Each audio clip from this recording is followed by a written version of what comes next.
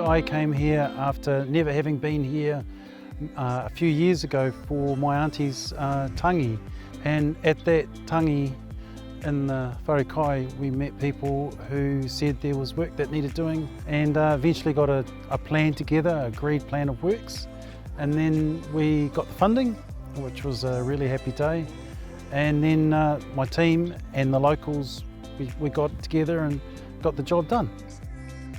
A lot of our people stay outside the Hokianga area, but they yearn to come home. And when they come home, they sit and they experience.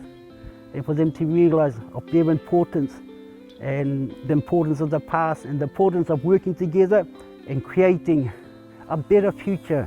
Because at this very moment, a lot of people are just surviving. We are just practically just surviving. So the money, the funding that we got from the PGF fund was very, very timely. The payoff is you get paid to do something that you know is actually benefiting people, so that's really cool, yeah.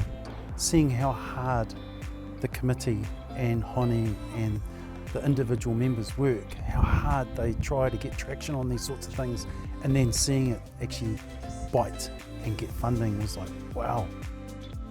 The Marae represents the realms of the gods, the realms of the old people, the realms of kōrero that has been suspended in time.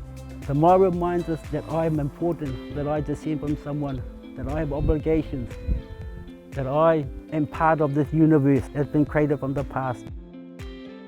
Feel a bit more like part of the family now, yeah.